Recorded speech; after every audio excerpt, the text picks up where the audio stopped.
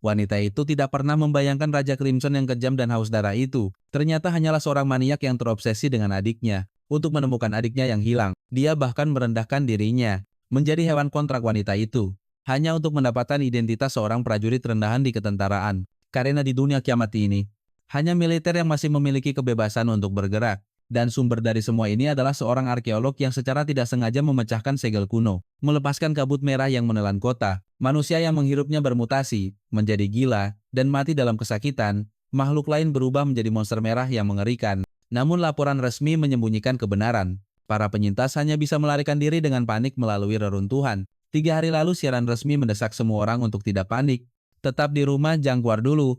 Tapi sekarang seluruh keluarga duduk di dalam mobil mereka. Tiba-tiba, suara gebrakan datang di jendela bersamaan dengan teriakan. Pindahkan mobilnya sekarang juga. Itu militer. Ayah mereka bergumam frustrasi. Politisi memang tidak bisa dipercaya sama sekali. Mereka sudah mengerahkan tentara. Dan mereka masih menyebut ini bencana alam. Pada saat itu, adiknya mendekat, berbisik, "Kakak, aku takut."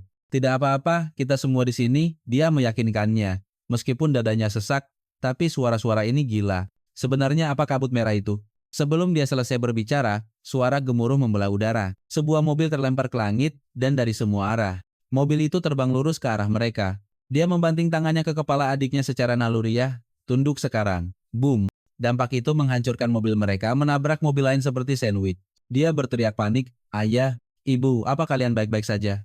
Ayahnya menggertakkan gigi. "Kakiku terjepit." Lebih buruk lagi, raungan mengerikan dari suatu monster bergema di jalan. Seluruh keluarga menoleh ke arah suara itu. Apa itu? Makhluk mengerikan. Berukuran besar, meraung dengan marah. Saat militer melepaskan badai peluru ke arahnya. Di belakang mereka kerumunan yang ketakutan melarikan diri untuk menyelamatkan hidup mereka. Berteriak, lari, "Monster! Ada monster di sana!" Ayah mereka meraung, "Cepat, keluar dari mobil." Dengan tendangan kuat, dia membuka pintu, menarik putrinya keluar bersamanya. Kemudian dia bergegas untuk membuka pintu sisi penumpang. Ibu mereka berteriak, "Bawa adikmu dan pergi. Tinggalkan kami." Tapi bagaimana dia bisa meninggalkan mereka? "Tidak, aku akan mengeluarkan kalian dari sini." Dalam kepanikannya, adiknya berteriak, "Tolong." Kemudian langsung menyadari kesalahannya, menutup mulutnya dengan tangannya. Ibu mereka menangis, berteriak lagi, "Pergi." Kedua orang tua itu tersenyum melalui air mata, tatapan mereka penuh tekad. Mata mereka seolah berkata, "Jadilah seorang pria. Ambil tanggung jawab. Kau kakak laki-laki. Lindungi Xiaoshu." Detik berikutnya, sesuatu yang besar jatuh menghantam, melemparkan dia dan adiknya ke udara. Ketika dia menghantam tanah, dia akhirnya melihatnya dengan jelas. Monster hitam berbentuk seperti anjing raksasa yang bengkok. Perutnya terbelah mengerikan dengan tulang yang terbuka. Dan begitu saja, orang tuanya hilang selamanya. Tapi tatapan makhluk itu kini tertuju tepat padanya. Dan kakaknya menggertakkan gigi. Dia menyeretnya dan berlari.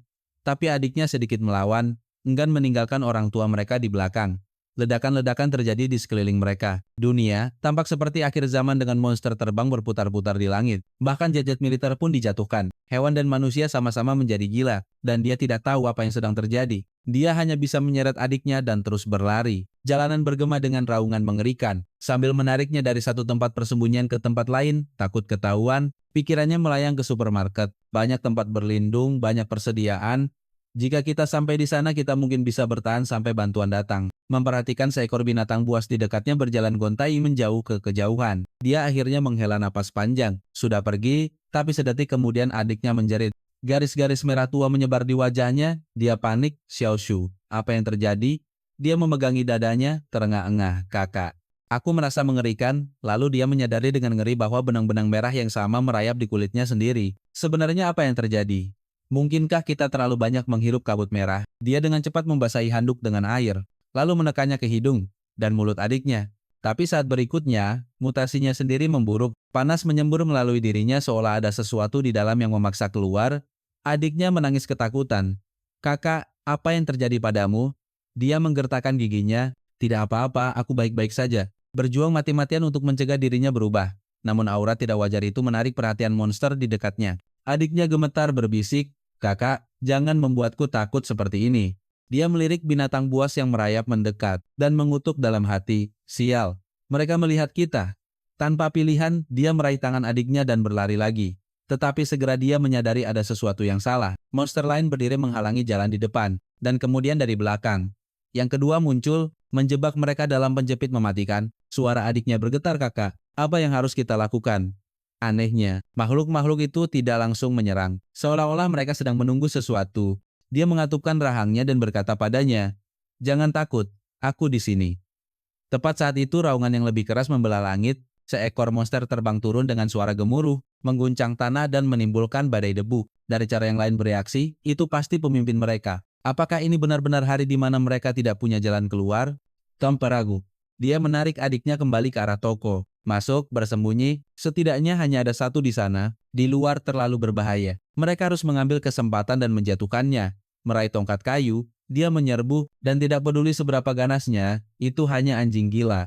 Tetapi pada saat berikutnya, tongkat itu patah menjadi dua. Binatang buas itu meraung, menerjang ke depan, dia tidak menyangka itu akan sekuat ini. Dia berusaha sekuat tenaga dengan kedua lengan dan satu kaki, memaksakan rahangnya terbuka dengan keputusasaan belaka. Kemudian Twip, sebuah panah menembus tepat ke titik matanya. "Setidaknya kalau aku pergi selamanya, saudara, apa kau baik-baik saja? Aku datang membantu. Tidak bisa menemukan pistol, hanya ini yang ada di supermarket." Dia terengah-engah sambil memegang busur itu. "Aku baik-baik saja, kau hebat." Dia memaksakan senyum, tapi kengerian memenuhi dadanya saat binatang itu, pendendam dan tanpa ampun, meninggalkannya dan menyerang adiknya. Dia berputar dan lari sementara dia berteriak mengejarnya. "Xiaoshu, jangan berani-berani kau menoleh ke belakang, sekarang mutasinya semakin parah dengan cepat."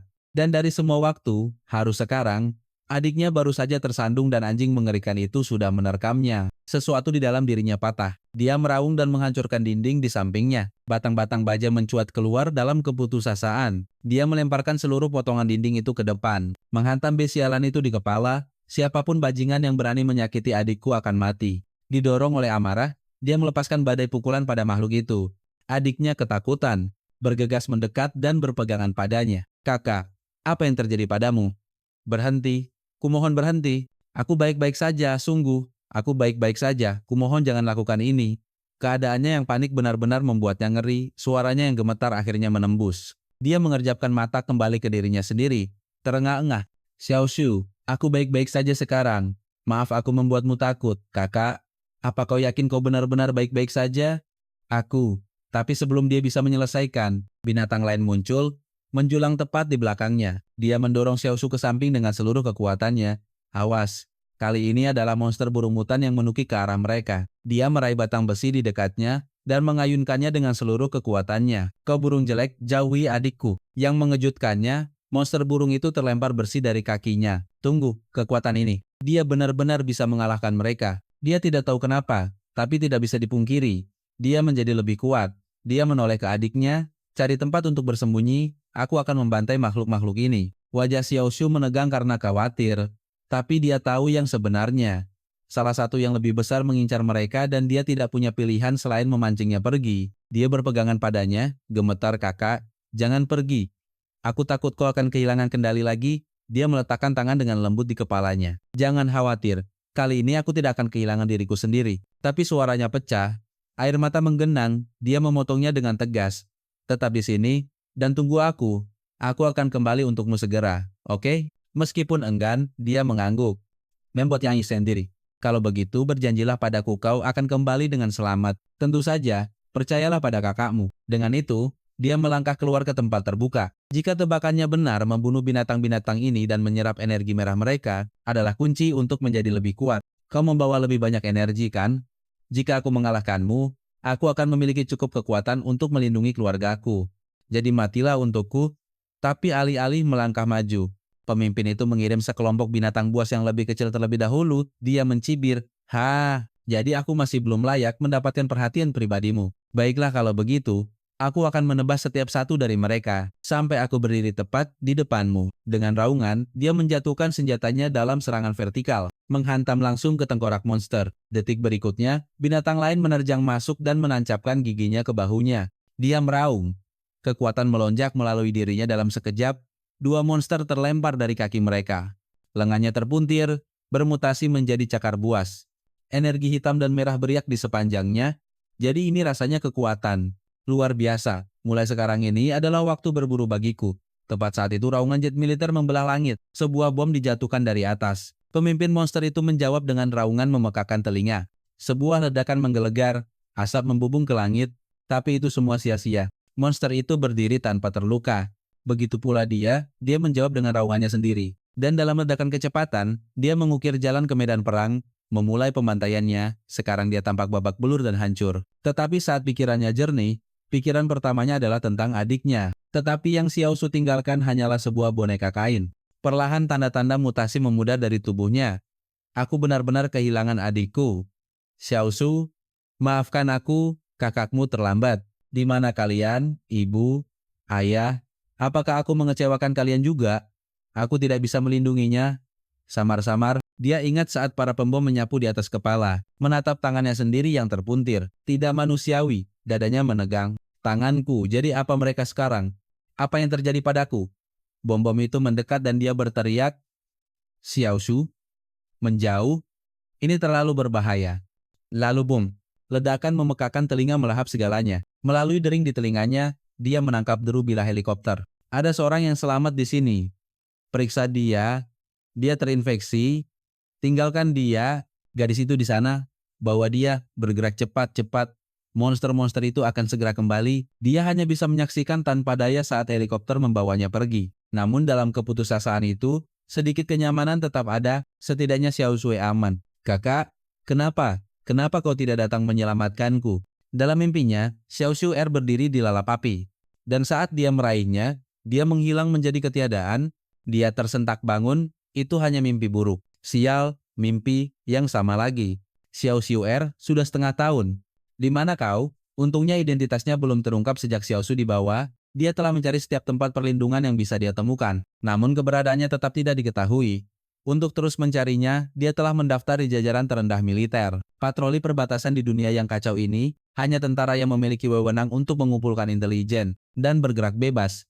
Sekarang dia ditempatkan di pos perbatasan kota Cisi. Kapten, maaf saya terlambat untuk shift saya. Kapten Jajun menyambutnya dengan tendangan keras ke bagian belakang. Kau idiot, di mana saja kau bermalas-malasan lagi? Sudah kubilang ambil alih dan kau datang terlambat. Rookie tidak berguna. Maaf kapten. Dia merangkak naik menara pengawas dari bawah. Kapten membentak lagi. Begitu para petinggi itu tiba, kita akhirnya bisa menyelesaikannya. Kau dengar aku? Dia berteriak kembali. Siap pak. Tetapi suara kapten berubah dingin. Jika kau mengacaukan apapun, aku akan memastikan kau menyesalinya. Setengah tahun yang lalu kabut merah meletus mengubah sebagian besar kota menjadi reruntuhan. Sarang bagi para monster. Bersamaan dengan kabut muncul struktur misterius. Menara merah yang menjadi satu-satunya harapan hidup bagi para penyintas umat manusia, jauh di pinggiran dari menara dan kabut itu, pikirannya melayang kembali pada monster itu, yang pernah ia dan Xiao Su hadapi di supermarket. Apakah makhluk itu masih di sana?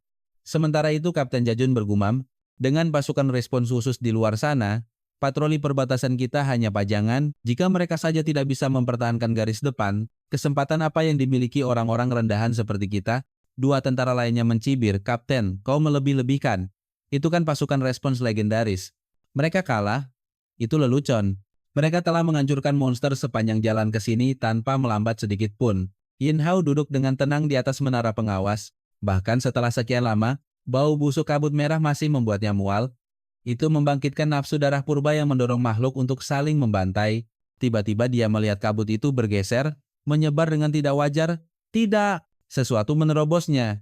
Kapten, sesuatu datang. Lihat, apa itu? Hentikan kepanikan. Sebelum kata-kata itu selesai, kabut itu melonjak dengan hebat. Kapten, itu pasukan respons. Dua anggota pasukan berlari dengan putus asa, seolah berlomba melawan kabut itu sendiri. Sir, apa yang terjadi di luar sana? Kembali. Tapi sedetik kemudian, jeritan mereka membelah udara. Kapten Giajun meraih radionya dan meraung. Semua unit, mundur. Mundur sekarang. Sedetik kemudian, sebuah cakar mengait ke seragam kapten, mengangkatnya dari tanah. Wajahnya menjadi pucat. Inilah akhirnya. Aku hampir bisa melihat leluhurku melambai kepadaku dari atas. Yin Hao melihat ke bawah saat kabut merah menelan tanah di bawah. Melalui kabut, hanya jeritan panik yang bergema, lari, cepat. Mereka datang. Dia melompat turun tanpa ragu, menghantam langsung ke seekor monster, dan membantingnya ke tanah. Monster lain meraung marah padanya. Tapi dia bukan lagi pria yang dulu setengah tahun lalu. Sebuah GO untuk malam ini. Sebuah paket pengalaman dikirim ke depan pintuku. Akan kulahap dalam sekejap. Monster kedua tergeletak mati, Energinya mengalir ke dalam dirinya. Bagus. Menyerapnya membuatku semakin kuat. Berapa banyak lagi sebelum aku mencapai level berikutnya? 6 monster lagi mengepungnya. Alih-alih takut, kegembiraan menyala di wajahnya. Ayo, jangan mengecewakanku. Tapi sedetik kemudian, segalanya berubah. Seberkas cahaya menyambar punggungnya dan monster-monster di sekitarnya meledak menjadi serpihan. Seorang wanita berdiri di sana, senjata di tangan, terang-terangan mencuri hasil buruannya. Namanya adalah Song Rui, kapten pasukan Crimson Bloodfield. Yin Hao mengutuk dalam hati. Sialan, anggota pasukan respons. Dia harus kembali normal dengan cepat dan berdoa agar dia tidak menyadarinya. Suara Song Rui terdengar tajam dan dingin. Jangan sisakan satu pun. Musnahkan mereka semua. Dua laras senjata berayun ke arahnya. Terkejut, dia mengangkat tangannya sekaligus, tetapi tembakan tetap terdengar, dan Yin Hao menyadari dia bukan targetnya. Peluru merobek monster tepat di belakangnya. Aku terlalu memikirkannya. Target terkonfirmasi, tereliminasi. Song Rui menatapnya dari atas. Di mana senya temu prajurit patroli? Hati Yin Hao tenggelam aku kacau. Dia tidak bisa menyangkal bahwa dia terlihat memukau semua unit mundur ke garis pertahanan sementara tanpa perintah Komandan Song. Tidak seorang pun boleh masuk. Song Rui mempelajari angka-angka di tabletnya, suaranya dingin. Zona beku. Jumlah korban pos terdepan, 37. Termasuk 2 dari pasukan darah Crimson. 30 dari unit patroli. Itu laporan kehilangan resmi dari insiden ini. Yin Hao memprotes tanpa daya. Lalu mengapa kau menahanku? Aku juga korban di 17:23. Kau meninggalkan unitmu tanpa izin selama 2 jam. Wabah kabut Crimson dimulai tepat setelah kau kembali. Kenapa kau tidak merasa berutang penjelasan para kami? Yin Hao mengutuk dalam hati, sial wanita ini. Terlalu tajam, aku harus menggertak untuk keluar dari ini. Aku hanya tertidur di reruntuhan dekat sini. Aku bahkan sudah memberitahu kaptenku sebelum pergi, tapi salah satu rekan satu timnya segera menusuknya dari belakang. Nyonya, orang ini selalu terlambat setiap kali kita bertugas dan kapten selalu membiarkannya lolos. Kau bajingan, jangan berani-beraninya. Kau menjebak kapten seperti itu. Aku akan membunuhmu jika kau melakukannya. Yin Hao membentak marah. Mata Song Rui menyipit menghitung. Sepertinya unit patroli ini memiliki masalah yang lebih dalam dari yang kukira. Saat itu, kapten yang masih dalam perawatan bersin dengan keras. Kapten, apa kau baik-baik saja? Seorang dokter menjawab datar tenang. Dia tidak akan mati, semua tanda vitalnya normal. Dokter, itu yang kau sebut normal? Song Rui menarik berkas Yin Hao. Nadanya sedingin, catatanmu menunjukkan kau baru menyelesaikan pelatihan dasar 3 bulan lalu. Namun dalam pertempuran terakhir 2 anggota pasukan respons khususku tewas. Dan kau selamat. Yin Hao menegang mencari-cari alasan. Itu karena aku takut mati dulu di sekolahku berlatih atletik, jadi kakiku lebih cepat dari kebanyakan. Saat melewatkannya aku lari duluan. Jika kau begitu takut mati, mengapa mendaftar menjadi tentara? Atau apakah kau punya tujuan lain? Sebuah tujuan tentu saja. Selama setengah tahun sambil mencari Xiao Shu, dia telah membunuh dan menyerap monster tingkat rendah. Perlahan belajar mengendalikan wujud monsternya, dan bahkan berubah kembali dalam wujud manusia. Seperti serigala penyendiri, dia menghindari orang-orang, menyisir reruntuhan, dan menjelajahi pos terdepan penyintas hari demi hari untuk mencarinya. Sebagai seorang prajurit pengecut desersi menyembunyikan kebenaran, kau tahu apa hukumannya untuk itu kan? Yin Hao menyeringai berencana mengeksekusiku. Tiba-tiba Song Rui mendekat ke telinganya. Suaranya berbisik pelan. Tanganmu ada apa? Jantung Yin Hao berdebar. Dia benar-benar melihatnya, semua kebohongan yang kau putar ini. Apa yang kau coba sembunyikan? Apa tujuanmu sebenarnya? Pada saat itu suara gemuruh petir meledak di luar. Song Rui berpikir itu adalah gempa bumi, tetapi Yin Hao membeku. Itu bukan perasaan ini, aku tahu itu. Dia melompat tegak dan berteriak lari. Kawanan monster datang. Song Rui berkedip terkejut. Apa kau baru saja mencoba melarikan diri tepat di depanku? Detik berikutnya, dia membantingnya ke tanah. Apa aku tidak terlihat olehmu? Tapi kemudian tanah di bawah Yin Hao retak terbuka dengan keras. Nyonya, tanah terbelah. Tenang saja, ini akan runtuh. Tolong. Semua orang, kecuali Song Rui, jatuh dengan keras mengerang kesakitan. Di mana?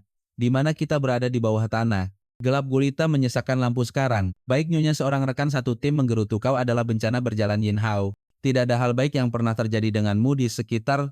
Yin Hao membalas dengan dingin. Simpan keluhanmu sampai kita selamat. Tunggu, apa kau bilang kita terjebak? Tidak juga. Saat lampu menyala, mereka menyadari kebenarannya.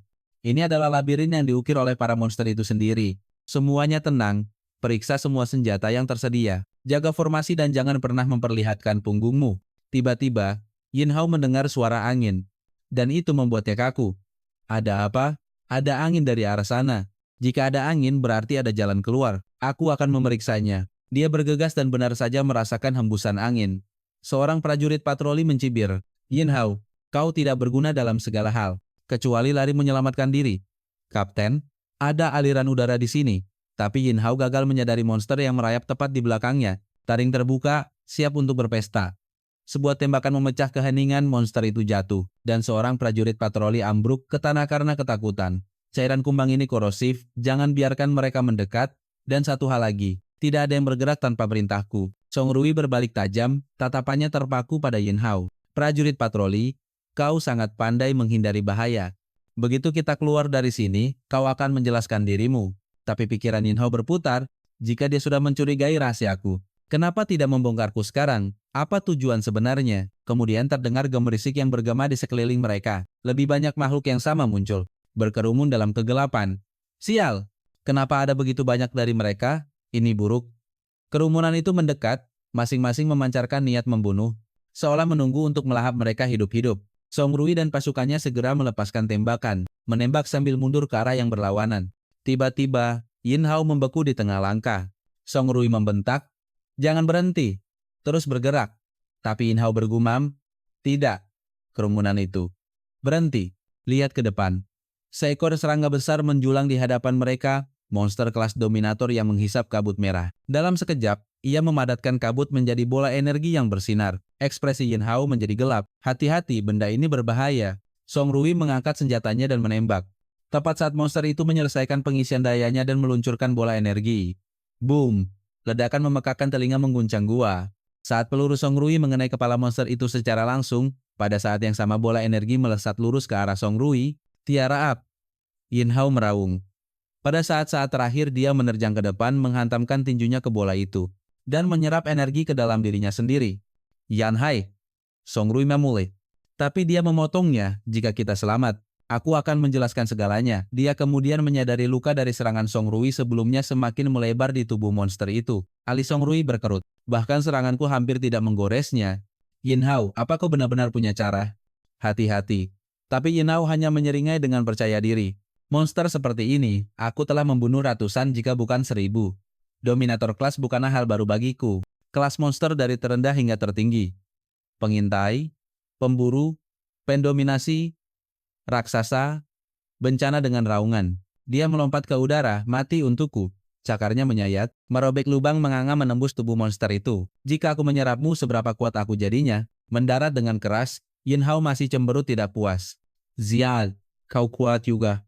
Binatang biasa pasti sudah tercabik-cabik. Serangga raksasa itu menjulang di atasnya. Sebesar tank perang lapis baja. Bukti ia telah melahap tak terhitung jumlahnya dari jenisnya sendiri. Serangga raksasa itu tidak mundur, ia meluncurkan serangan balik, tapi Yin Hao menghindar dengan mudah, mengejek. "Terlalu lambat." Dia menyadari makhluk itu telah mengerahkan segalanya untuk pertahanan. Lebih baik lagi, itu justru membuatmu menjadi target bergerak. Rekan-rekan tentaranya tercengang, menatap seolah dalam mimpi. Si lemah yang selalu dibuli, ternyata menyembunyikan kekuatan sebesar ini. Apa? Apa? Mustahil. Dia orang yang berlari lebih cepat dari siapapun dan paling takut mati. Tepat saat itu suara Song Rui memecah kekacauan. Dia adalah eksperimen tempur yang dikembangkan secara rahasia oleh pemerintah SU Bersatu. Tentara yang membutuhkan 3 bulan untuk menyelesaikan pelatihan dasar itu. Orang yang selalu lari duluan. Dia adalah senjata eksperimental melawan para monster. Ya, itulah kebenarannya. Tunggu, Kapten. Kau sudah tahu selama ini? Tidak. Hanya ketika dia melindungiku dari serangan lebah itu, aku memastikan itu. Wakil Kapten Darah Merah. Lin Yong merasakan pikirannya berpacu. Apakah dia menggunakan eksperimen seperti ini? Atau Kapten Song menyembunyikan sesuatu? Dia kabur dari lab dan menyelinap ke patroli perbatasan. Wabah darah merah yang terlewat itu. Mungkinkah itu karena dia? Aku tidak bisa mengesampingkannya. Itulah mengapa aku perlu menyelidiki. Ini adalah intel rahasia SU tingkat atas. Apapun yang kau lihat atau dengar di sini, jangan pernah membicarakannya di luar. Mengerti ya, Bu? Song Rui menyeringai dalam hati, cerita karangan acak, dan mereka menelannya mentah-mentah. Serangga raksasa itu mengumpulkan bola energi lagi, dan melemparkannya tepat ke arah Yan Hao. Dia menghindar dengan mudah, tapi jantungnya mencelos. Oh tidak, bola itu berbelok ke arah Song Rui dan pasukannya. "Hindari!" Boom! Ledakan menghantam tanah, mengguncang gua. Ketika debu menghilang, Song Rui berdiri tegak dan tanpa cedera, berpose yang hampir terlalu heroik. Rekan tentara Yin Hao terengah-engah. Tertegun dia masih hidup. "Lin yang telah melindunginya, Pak, kakimu." "Santai. Itu tidak akan membunuhku, tapi kau bagian dari unit tanggap khusus. Untuk orang sepertiku, patroli rendahan." Lin yang hanya tersenyum, menukar kaki dengan nyawamu. "Sepadan?" Tapi bukankah misimu untuk fokus memusnahkan para monster? Kehilangan kekuatanmu hanya untukku? Aku tidak menjadi tentara hanya untuk membunuh monster-monster terkutuk itu. Lin Yong berkata dengan tegas. Aku menjadi tentara untuk melindungi sebagai perisai terakhir umat manusia. Aku tidak akan pernah meninggalkan siapapun. Dan tentara seperti itu pantas dihormati. Pada saat yang sama, Yin Hao terlempar ke udara, membentur tanah dengan suara gedebuk keras. Zirah merah di lengannya berkedip dan memudar. Sial, energi kabut merahnya habis. Aku bahkan tidak bisa menahan satu lengan pun agar tidak berubah menjadi monster. Namun kumbang lapis baja berduri kelas dominator itu masih penuh vitalitas. Jadi, beginilah kelas dominator sebenarnya. Merepotkan, monster itu menerjang, cakarnya menyambar ke arahnya. Tetapi tepat saat itu, ledakan laser menghantam kepalanya. Yin Hao menoleh, Song Rui berdiri di sana, senjatanya berasap. Yin Hao, kau tidak akan mati di sini. Ucapnya dingin.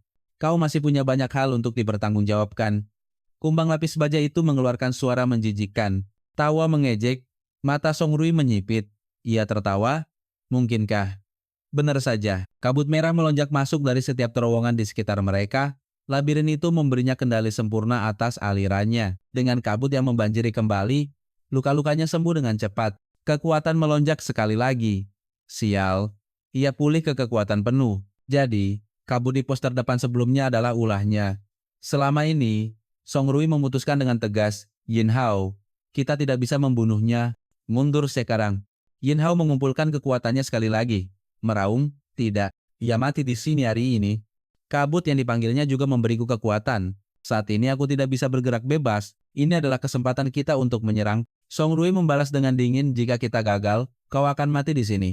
Yin Hao menyeringai, aku sudah berkali-kali berada di ambang kematian. Satu lagi tidak masalah. Mendengar itu, Song Rui mengangkat senjatanya. Baiklah, kita punya satu kesempatan untuk ini. Aku akan mengeluarkan semua yang aku punya untuk meledakkan lapisan pelindung kepalanya.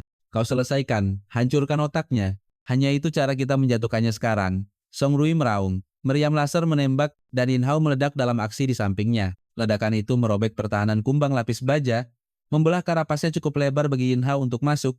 Ia melompat ke kepala monster itu. Cakarnya menghantam dengan panik saat ia berteriak, mati. Di bawah serangan tanpa henti, pelat kepala monster itu mulai retak. Song Rui menahan napas. Matanya melebar. Berhasilkah? Boom! Kepala kumbang lapis baja itu pecah. Pecahan-pecahan berterbangan dan Yin Hao terlempar ke belakang, membentur tanah dengan keras. Song Rui bergegas mendekat dengan segera. Ia berlutut di sisinya, kau baik-baik saja. Kemudian matanya menangkap sesuatu di dadanya. Ia mengambilnya, mengerutkan kening, sebuah foto. Ia tidak menyadarinya. Sebuah kristal hitam muncul di tangan Yin Hao. Pada saat berikutnya, kristal itu perlahan tenggelam ke telapak tangannya. Penglihatan Yin Hao menjadi gelap. Dan tiba-tiba ia berada di ruang asing yang tidak dikenal. Ia berbisik, apakah aku mati? Di depannya sesuatu berbentuk seperti untai DNA. Berdenyut dengan cahaya aneh, kristal hitam itu muncul kembali, bersinar redup di dadanya. Jantung Yin Hao. Berita Kengkang. Tunggu, bukankah ini benda dari dalam monster kelas dominator itu? Sepertinya semacam inti energi. Aku bersumpah aku memegangnya di tanganku. Bagaimana bisa berakhir di dadaku? Apa? Ia menyuap kabut merah. Bukan hanya menyerap, ia menyimpannya. Itu berarti bahkan jika aku mengambil lebih banyak kabut dan semakin berubah menjadi monster, aku tidak akan kehilangan kendali lagi. Tetapi kemudian retakan menjalar di permukaan kristal. Dada Yan Hao menegang. Tidak, kristal yang baru lahir ini tidak bisa menampung semuanya. Tetapi, jika ini terus berlanjut, ia akan meledak. Yan Hao teringat jurus pamungkas kumbang dominator. Membakar kabut merah dalam jumlah besar dalam sekali serangan.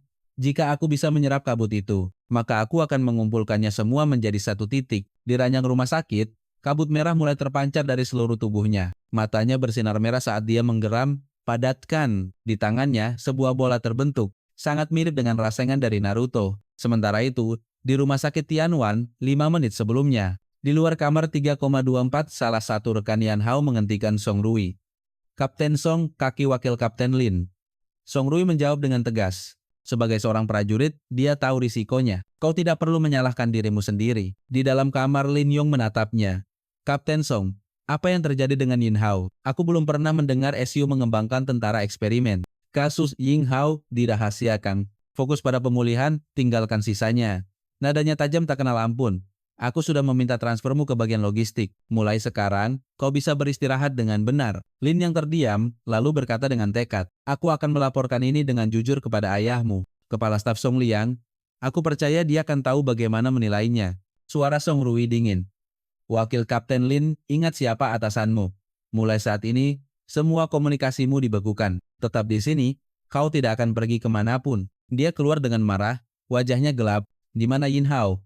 Kamar Tru,14. Bawa aku ke sana.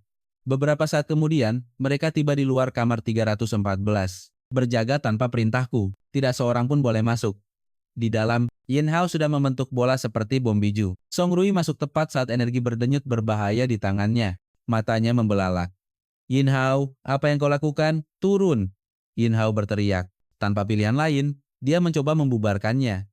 Dan serangan balasan itu membuatnya terlempar. Song Rui bereaksi seketika, menjatuhkan diri saat cakram energi melesat di atas kepalanya, berputar keluar melalui pintu seperti bila berputar. Prajurit patroli yang menjaga pintu masuk ambruk ke lantai karena ketakutan.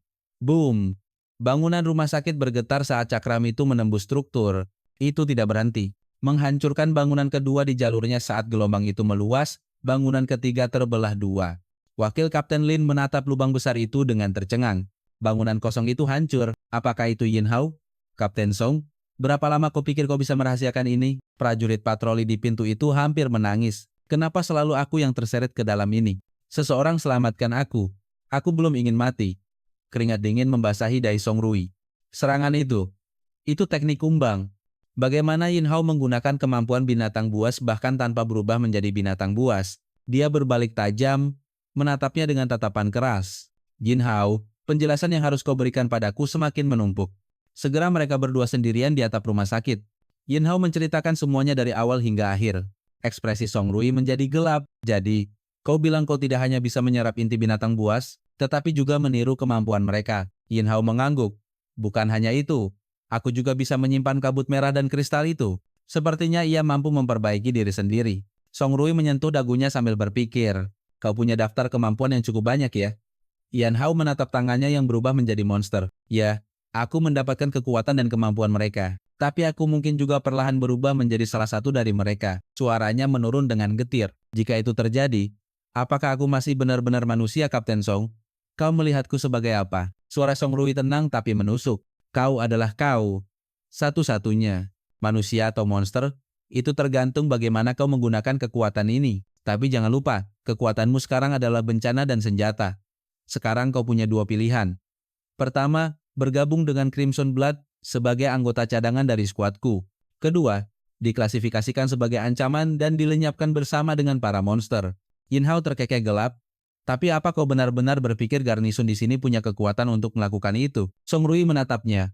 Seperti aku sekarang, aku tidak bisa berurusan denganmu. Tapi jika kau pikir kau sendiri bisa melawan para Su, itu kesombongan. Jika kau bergabung dengan skuadku, itu tidak akan merusak identitasmu. Intel, sumber daya, aku bisa menutupimu. Yin Hao mencibir dalam hati. Ancaman tidak berhasil, jadi sekarang dia menawar. Tapi tidak ada makan siang gratis. Kenapa dia mengambil risiko menerima orang asing, elemen berbahaya yang tidak stabil? Harganya pasti mahal, Song Rui. Kau tidak mungkin sejauh ini hanya untuk merekrut. Benarkah? Kau pasti punya alasan lain. Song Rui tersenyum tipis. Tajam seperti biasa. Ya, aku memang membutuhkanmu untuk alasan pribadiku, tapi percayalah, kita bukan musuh. Jika kau mau, anggap saja ini sebagai kesepakatan. Dengan itu, dia perlahan mengeluarkan sebuah foto dari sakunya. Wajah Yin Hao membeku. Foto itu. Kenapa ada padamu? Nada bicara Song Rui tajam. Jangan meremehkanku. Jika aku ingin menggali masa lalumu, itu sangat mudah. Bergabunglah dengan Crimson Blood. Dan aku akan menggunakan intelijen tingkat tinggi untuk membantumu melacak keberadaan adikmu. Tawaran itu terlalu menggoda untuk ditolak Yin Hao. Mencari sendirian ada batasnya. Seperti yang dikatakan Song Rui, di dalam militer, semakin tinggi posisi dan statusnya, semakin banyak tempat yang bisa dia selidiki. Semakin bebas dia bisa bergerak. Setuju. Tapi Kapten, karena engkau sangat membutuhkanku, sedikit kenaikan gaji tidak akan merugikan kan? Aku mungkin telah menghabiskan semua gajiku selama ini untuk mencari adikku. Yin Hao menggaruk kepalanya, berpura-pura bodoh. Yin Hao, prajurit patroli rendahan, aku, sebagai Captain Crimson Blood, dengan ini menunjukmu sebagai anggota cadangan skuadku. Kau akan mendapatkan tingkat gaji tertinggi, Sekarang segera urus dokumennya. Siap Nyonya, aku akan segera pergi ke unit patroli untuk mengurus transfer. Oh, dan soal kerusakan rumah sakit yang kau sebabkan. Aku akan menanggungnya, tapi jangan senang dulu. Aku akan memotongnya dari gajimu nanti. Yin Hao membeku, wajahnya meringis. Sudah kuduga. Aku tetap harus membayarnya, sambil mengawasi punggungnya saat dia pergi. Song Rui mengepalkan tinjunya. Paman, aku bersumpah aku akan menemukan cara untuk menyelamatkanmu. Instingnya mengatakan padanya bahwa Yin Hao membawa kunci untuk mengubah monster kembali menjadi manusia. Di dalam markas patroli kota Chishu, Yin Hao tiba untuk melapor dengan prajurit patroli yang sama di sisinya. Tapi Yin Hao tidak mengerti dan akhirnya bertanya, "Apa, kau juga bergabung dengan tim respon khusus?" Kapten Song dan Wakilin sangat menghargaiku. Aku mungkin hanya di bagian logistik, tapi Yin Hao, kita masih bisa saling menjaga. Yang canggung adalah Yin Hao tiba-tiba menyadari. Dia bahkan tidak pernah ingat nama orang ini. Saat itu prajurit patroli melambaikan tangan. Itu Kapten Gia, dia baik-baik saja. Kapten Gia masih berdiri di sana dengan tongkatnya. Dengan keras kepala berusaha melakukan bagiannya. Namun suasana berubah drastis saat sebuah seringai membelah udara. Hei kau, dulu kau menamparku karena wanita bisu itu. Dan sekarang lihat dirimu. Seperti anjing liar mengemis tunjangan kematian untuk anak buahmu dari inti pertahanan kota. Dengan itu, si pembicara menendangnya dengan keras. Penyerang itu tidak lain adalah Zhang Shur, Komandan Korps Pertahanan Kota Cishi. Prajurit patroli itu membentak. Tidak tahan lagi. Kalian bajingan. Raungnya. Yin Hao dan yang lainnya membeku karena terkejut saat prajurit itu dibanting ke tanah. Bahkan saat ditindih, dia menggertakkan gigi dan berteriak, "Lepaskan Kapten Gia. Kalian sampah." Jin Shur meraih dagu Kapten Gia dan meludahinya sambil menyeringai. "Berlutut dan jilat lumpur dari sepatuku." Atau, katanya sambil menunjuk prajurit patroli yang ditindih, "Aku akan mematahkan lengan anak ini dan menggunakannya sebagai tongkatmu." Kapten Gia mengepalkan giginya. Terlihat sangat bimbang. Pikirannya adalah medan pertempuran pilihan yang bertentangan. Pada akhirnya, dia perlahan berlutut. Sebelum lututnya menyentuh tanah, Yin Hao menariknya berdiri tegak. Bagaimanapun pria ini pernah menjadi kaptennya. Yin Hao berkata, "Kau sudah membantuku lebih dari sekali. Biarkan aku membalas budi kali ini." Kemudian Yin Hao membentak, "Selama aku di sini, siapapun yang berani menyentuh Kapten Jia, akan kubongkar tulang mereka dan kubakar untuk kayu bakar." Orang-orang itu membeku. Dari mana Yin Hao mendapatkan keberanian untuk mengatakan itu? Dia pikir dia siapa? Keempat dari mereka menyerbu maju bersamaan ke arah Yin Hao sambil berteriak, "Kau mencari mati!" Tatapan Yin Hao mengeras.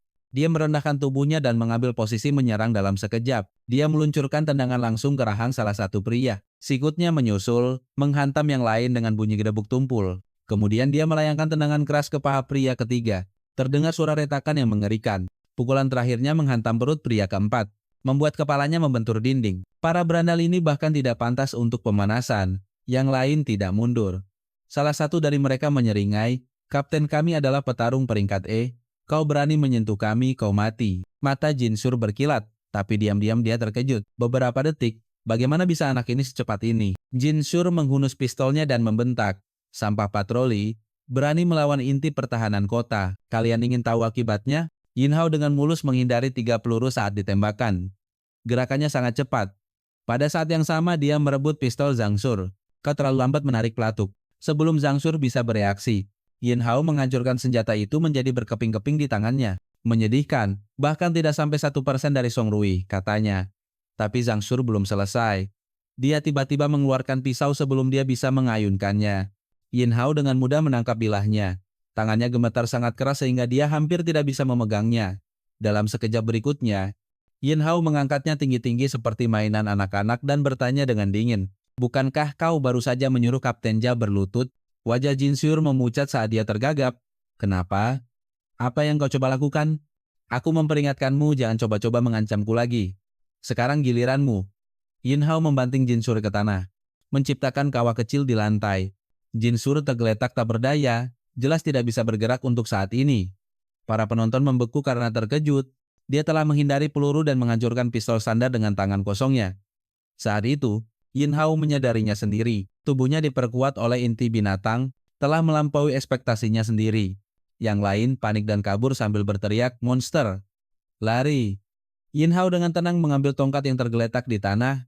Prajurit patroli menepuk bahu Yin Hao sambil berteriak, "Saudara Yan, kau adalah pejuang sejati barusan." Yin Hao menatapnya dengan khawatir dan menjawab, "Kau baik-baik saja." Jangan khawatir, tubuhku tahan menerima pukulan. Terima kasih, Yin Hao. Untuk apa, Kapten Gia?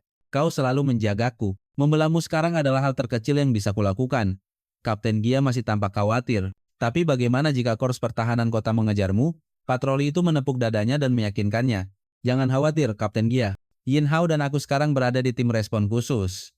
Pertahanan kota tidak akan berani macam-macam dengan kita. Markas sementara. Kota Cishi. Berkas tim respon khusus selesai. Song Rui berbicara, lamaranmu telah dikirim ke markas. Dan markas sudah menyetujuinya. Cepat sekali, jadi aku resmi menjadi anggota sekarang?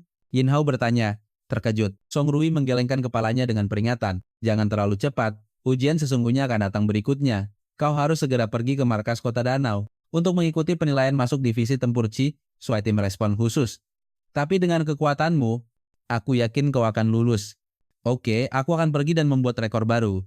Kota Danau adalah metropolis teknologi modern yang jauh lebih maju. Itu adalah tujuan Yin Hao.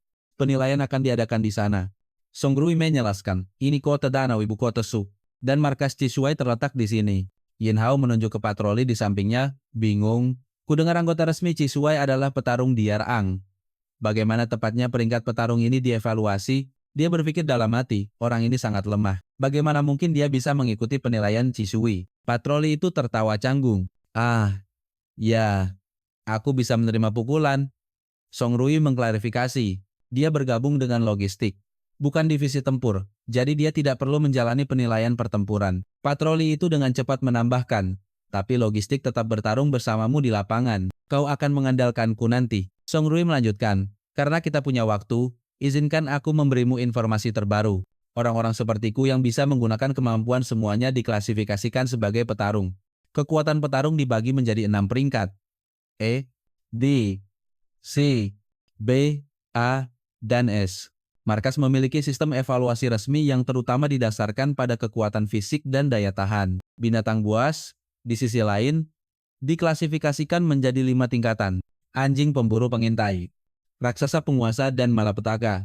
Umumnya, seorang petarung peringkat D dapat mengatasi binatang buas kelas pengintai. Dengan kata lain, peringkat D kira-kira setara dengan kelas anjing pemburu. Petarung C dan B sepadan dengan binatang buas kelas penguasa, sementara peringkat A setara dengan raksasa. Pada petarung peringkat S, mereka setara dengan binatang buas kelas malapetaka. Selain itu, kecocokan dengan inti binatang buas juga memengaruhi peringkat seseorang. Itulah yang kami sebut adaptasi inti binatang buas. Saat ini, di kiamat ini, hanya binatang buas yang bermutasi oleh kabut merah yang memiliki kemampuan bawaan. Petarung manusia hanya dapat membangkitkan kekuatan dengan mengadaptasi inti binatang buas melalui persenjataan inti binatang buas. Kebugaran fisik, bakat, bahkan keberuntungan, semuanya memengaruhi adaptasi inti binatang buas. Semakin baik kecocokannya, semakin besar kualitas dan jumlah kemampuan yang dibangkitkan gagal beradaptasi. Dan peringkat tertinggi yang akan pernah kamu dapatkan adalah peringkatmu. Tiba-tiba, kendaraan militer itu berhenti mendadak. Maaf, jalan ini sedang dalam pengendalian lalu lintas. Anda harus mengambil jalan memutar. Berani-beraninya kalian menghalangi tim tanggap khusus. Kami juga sedang bertugas, jangan cari masalah. Sebelum perdebatan berlanjut, sebuah mobil dengan lambang khusus melaju melewatinya. Song Rui mengerutkan kening, merasakan sesuatu yang aneh dari penilaian masuk Chishui. Kenapa seseorang dari korporasi Levtine muncul di sini? 1 jam kemudian, di lokasi penilaian masuk Chishui, pengawas Lin Yongxin, seorang petarung peringkat A dari Chishui, berbicara dengan lantang, Chishui adalah perisai terkuat umat manusia. Dan pedang terasa dari tim tanggap khusus, aku tidak peduli latar belakang apa yang kamu miliki di sini, kamu ikuti aturan, koneksi dan jalan pintas. Tidak di bawah pengawasanku tanpa keterampilan nyata. Tidak ada yang bertahan di Chishui. Tahap pertama penilaian fisik dimulai. Lari 100 meter dengan beban 50 kg. Yin Hao melesat maju seperti roket, meninggalkan semua orang di belakangnya, menyelesaikan hanya dalam 5,10 detik. Tes kettlebell via bobot elektromagnetik. Yin Hao mengangkat 500 kg dengan satu tangan. Tes kekuatan pukulan, Yin Hao mengarahkan tinjunya ke depan. Mesin itu hancur saat benturan. Sistem mengumumkan, perangkat pengujian rusak, tidak dapat mengukur. 10 menit kemudian, Yin Hao berdiri di depan Lin Yongxin, memberi hormat dan melapor. Pengawas, semua tes selesai. Lin Yongxin mengangguk, mengonfirmasi skor 198 poin, kandidat lain tercengang. 198 poin, rekor pemula hanya 140. Tidak mungkin, dia pasti curang. Dia selesai saat itu juga. Zhong Jin, Adik dari Kapten Inti Pertahanan Kota Cisi maju untuk mempertanyakan instruktur Lin.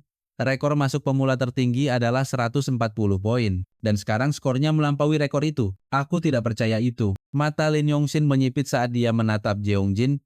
Aku secara pribadi mengawasi setiap tes dan semuanya ada di video. Apakah kamu menuduhku melakukan favoritisme? Tidak, tentu saja tidak. Aku hanya penasaran. Jeongjin dengan cepat melambaikan tangannya. Saat Zhang Jin melewati Yin Hao, dia bertanya dengan dingin. Kau Yin Hao dari patroli kota Qixi? Yin Hao menjawab dengan wajah kosong. Urusanmu apa? Pikirnya dalam hati. Aku bahkan tidak kenal orang ini, dan dia sudah mengajak berkelahi. Jeongjin menyeringai, santai, cuma menyapa. Kita dari kampung halaman yang sama. Tapi dalam hatinya dia mencibir. Tunggu saja, bocah. Penghinaan yang diderita kakakku. Akan kubuat kau membayar 2 kali lipat, Yin Hao mencemu dalam hati. Kampung halaman yang sama? Omong kosong. Untungnya Lin Yongxin mengklarifikasi bahwa itu Zhang Jin. Putra Kapten Korps Pertahanan Kota Cixi. Kau mengenalnya? Yin Hao mengerutkan kening. Jadi, itu benar-benar inti pertahanan kota. Tokoh inti pertahanan kota Cixi. Geng itu busuk sampai ke akar-akarnya. Lin Yongxin kemudian mulai mengumumkan hasil tes fisik. Tempat ke-30, Zhang San 89 poin. Tempat ke-nelasin tempat ke-3 Yongjin.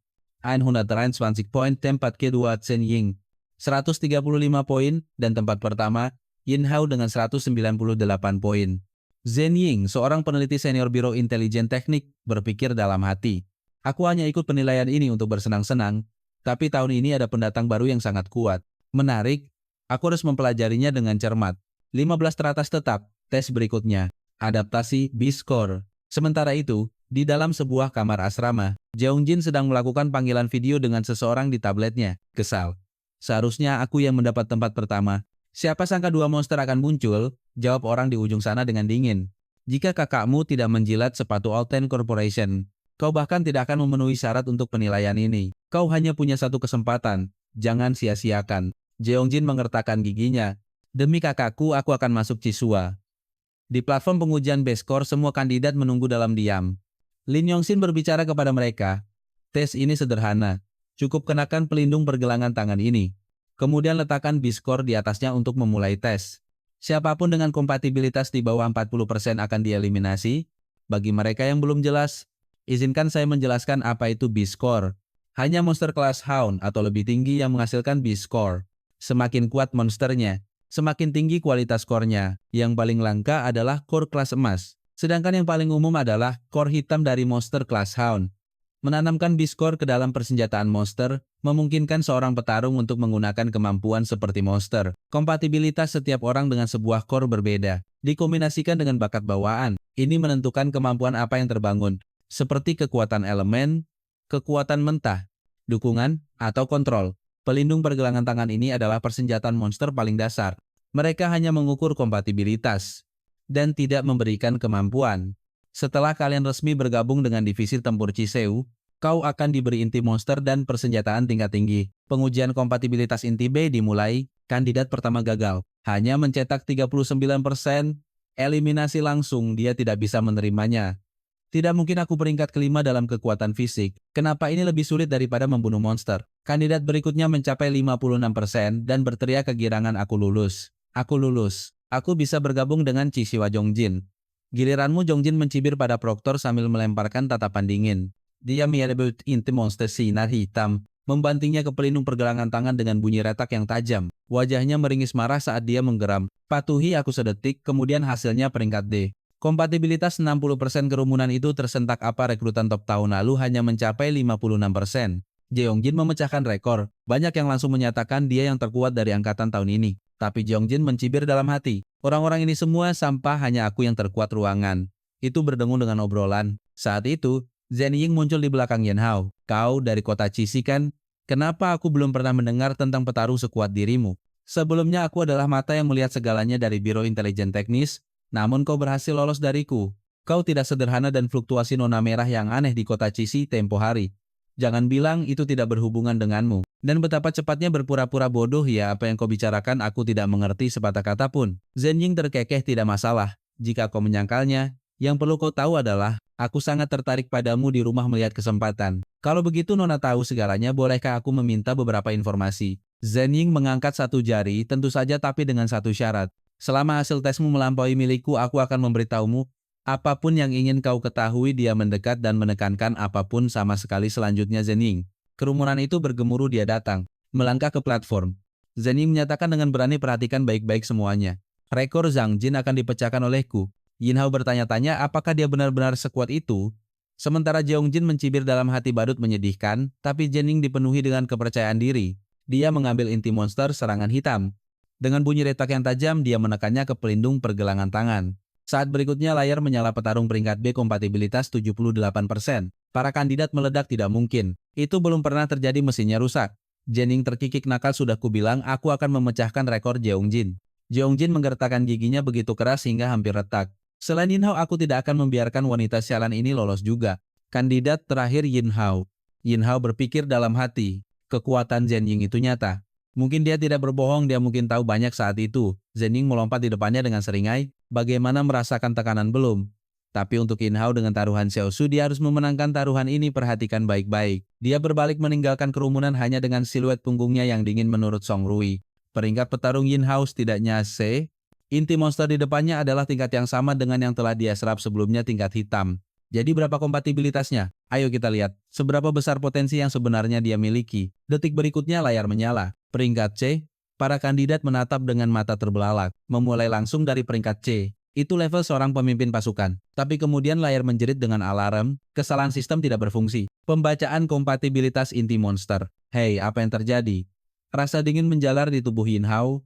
Ada sesuatu yang terasa salah. Beberapa saat kemudian sistem memuntahkan hasilnya. Kompatibilitas 0%. Hasilnya keluar. Tingkat kompatibilitas Yin Hao 0, Jeong Jin tertawa terbahak-bahak. Haha, sungguh lelucon, bicara besar padahal sampah. Bahkan inti monster menolakmu. Yin Hao mengabaikan hinaan yang menggonggong itu. Tetap memusatkan pandangannya pada lengannya. Pikirannya berpacu, sial, tubuhku secara paksa melahap inti monster ini. Zhen Ying bergegas ke pemindai. Menolak mempercayai hasil bacaan, tidak mungkin 0%. Yang terburuk dalam catatan setidaknya 1%. Lalu matanya berbinar karena kegembiraan. Aku harus merekam ini. Orang tua itu akan senang. Jeong Jin juga memperhatikan anomali itu. Mencibir, inti monster anak itu, ada yang tidak beres. Instruktur Lin, Yin Hao mencuri kotak monster. Inti monster hilang dari gelang tangannya. Instruktur Lin mengarahkan pandangannya ke Yin Hao. Angkat tanganmu, tunjukkan gelang tanganmu dan intinya, tapi tidak ada apapun di dalamnya. Wajah Lin menjadi gelap. Apa? Di mana inti monstermu? Yin Hao tergagap dengan canggung. Aku tidak tahu apa yang terjadi. Dalam hati dia mengutuk. Jika dia tidak bisa menemukan alasan, dia akan berakhir menjadi tikus lab. Tidak ada pilihan, dia harus berjudi. Gelombang energi merah tua meledak dari tangan kirinya, bersinar merah, dia menyamarkan biastisasinya. Seolah-olah itu hanyalah kekuatan inti monster yang terbangun. Dengan desisan, armor merah membentuk cakar tajam di sekitar tangannya, tampak seperti kemampuan inti monster yang asli. Yong Jin membeku, keceplosan, apa-apaan itu. Instruktur Lin menegang seperti menghadapi ancaman mematikan. Menghunus senjatanya. Semua orang waspada, mundur. Mata Zhen Ying semakin berbinar. Tunggu, mungkinkah ini biastisasi? Pikiran Jeong Jin berpacu. Tidak mungkin, orang ini terinfeksi. Nada bicara Lin berubah dingin. Kita mungkin harus melumpuhkannya di sini sekarang. Semua orang mundur. Tapi Zhen Ying, si pembuat suasana hati, berpose imut. Hei, Yin Hao, bisakah kau mendengarku? Yin Hao tampak jengkel, apalagi sekarang. Lin akhirnya menghela napas. Kau tidak kehilangan kendali. Yin Hao menghilangkan armor di tangannya dan bergumam. Sepertinya itu kemampuan inti monster yang memaksa masuk ke dalam diriku. Dan kemudian ini terjadi. Zhen Ying langsung menempel di lengannya, menjerit kegirangan, tidak mengamuk. Ini adalah kemampuan transformasi. Ya Tuhan, ini pertama kalinya kita melihatnya. Bahkan instruktur Lin tersenyum. Nak, kau dapat jackpot. Mata monster tenol, dan kemudian kembali sendiri, belum pernah terdengar. Itu kekuatan langka, tidak diragukan lagi. Yin Hao bagaimanapun juga, menatap tajam ke arah Zhen Ying. Sebenarnya siapa kau? Apa yang kau ketahui begitu banyak? Zhen Ying mengedipkan mata dengan main-main. Sudah kubilang aku pada dasarnya ensiklopedia berjalan. Instruktur Lin menjelaskan, namanya Zhen Ying, kandidat untuk penerimaan siswi tahun ini, dan juga seorang peneliti senior di Biro Intelijen Teknis. Ayahnya Mayor Jenderal Jin Enching menjalankan seluruh divisi Litbang. Zhen Ying langsung cemberut. Instruktur Lin, itu informasi rahasia. Kau merusak aura misteriusku. Lin membentak dingin. Cukup main-main. Yin Hao, serahkan inti monsternya. Yin Hao membeku. Serahkan. Sial, aku sudah menyerapnya. Bagaimana aku bisa mengembalikannya? Dia memasang tampang bodoh. Instruktur Lin, bukannya aku tidak mau. Masalahnya benda itu terjebak di dalam diriku dan tidak mau keluar. Mata Jongjin memerah karena cemburu. Inti monster itu dengan sukarela menyatu dengannya. Pikirannya berputar cepat. Aku harus segera memberitahu Greenvine. Orang ini adalah subjek eksperimen yang sempurna. Segera setelah itu, Yin Hao dibaringkan di dalam ruang radiologi. Dia sudah menduga ini. Tentu saja mereka akan melakukan pemindaian seluruh tubuh. Hasilnya mengejutkan semua orang. Belum pernah terjadi sebelumnya. Inti monster itu benar-benar menyatu ke dalam tubuhnya. Terintegrasi sempurna. Mustahil diekstraksi. Seorang teknisi melirik gugup ke pria di belakangnya. Direktur Jin, bagaimana menurut Anda? Jin Enjing menatap hasil pemindaian. Matanya menyipit. Dia layak dipelajari. Tubuh itu masih menyembunyikan banyak rahasia. Saat itu instruktur Lin masuk bersama pria lain. Direktur Jin, bagaimana situasinya? Sebenarnya apa anak ini? Jin Onqing menyeringai. Apa? Kalian dari Cisu masih berencana mempertahankan aturan kalian. Tidak ada yang di bawah 40% kompatibilitas yang bisa masuk.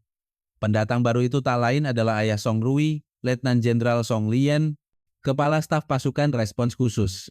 Dia melambai dengan tidak sabar. Berhenti mengulur waktu, Jin tua. Katakan padaku apa yang sebenarnya terjadi. Wajah Jin berubah muram.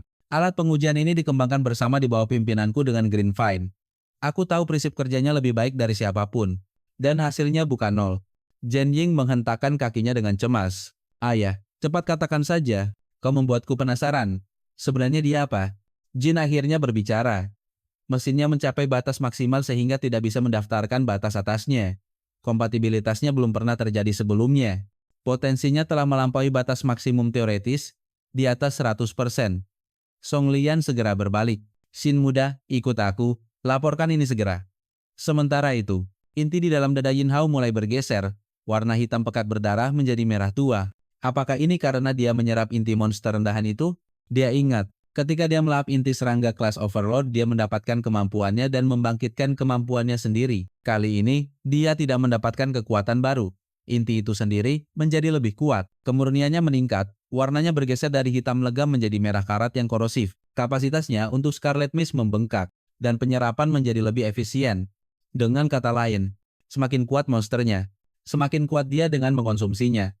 Inti itu sekarang seperti besi berkarat dengan coretan gelap, belang-belang membawa janji yang menakutkan. Dengan setiap perburuan dia bisa berevolusi tanpa batas saat itu di dalam markas Cisuai pasukan respon khusus. Yin Hao yang kubawa kembali, kenapa dia tidak bisa bergabung dengan skuadku? Nada bicara. Song Hui Tajong Vampir Emosional. Tetapi Hawabang Kepala Staff Song Lian Sedingging. Kapten Song Rui. Perhatikan pangkat dan nada bicaramu dan katakan padaku, bukankah kau terlalu peduli pada seorang rekrut kelas C? Ayah aku berjanji akan membawanya ke unitku. Kau tidak bisa mengharapkanku menjadi seorang prajurit yang melanggar janjinya. Janji seorang prajurit adalah untuk negara, bukan untuk individu. Song Lian memotong perkataannya. Yin Hao sudah ditugaskan ke skuad Yang Xin. Keputusan itu tidak akan berubah. Kau juga seorang pemimpin skuad Chishuai. Apa kau berencana untuk berkelahi dengan sesama perwira? Hanya karena satu orang kembali ke posmu itu perintah. Song Rui tidak punya pilihan selain mengakuinya untuk saat ini. Tetap saja dia bertekad untuk mencari cara lain bagaimanapun di militer pangkat mengalahkan segalanya. Kemudian di ruang santai barak Cisua Zenying menerobos masuk sambil menggenggam setumpuk berkas berita besar.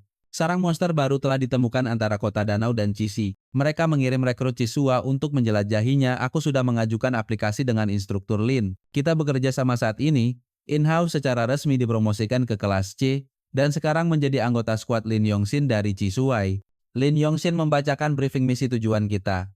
Selidiki dan nilai tingkat ancaman kawanan ini. Tetap waspada ini diklasifikasikan sebagai tingkat rendah, tetapi kabut merah dapat memicu mutasi kapan saja. Pada saat ini Zenying berada di peringkat kelas D. Seorang peneliti senior dari Biro Intelijen Teknis, dan sekarang menjadi bagian dari skuad Cisualin. Dengan percaya diri dia berkata, pengumpulan data adalah keahlianku.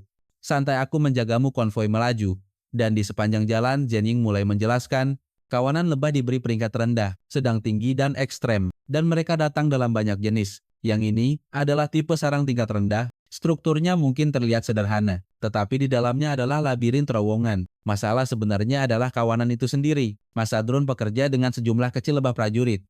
bersama-sama membentuk koloni penyengat beracun. Yan Hao mengerutkan kening dengan serius. Itu hanya sarang tawon. Apakah kita benar-benar membutuhkan 3 truk lapis baja untuk itu?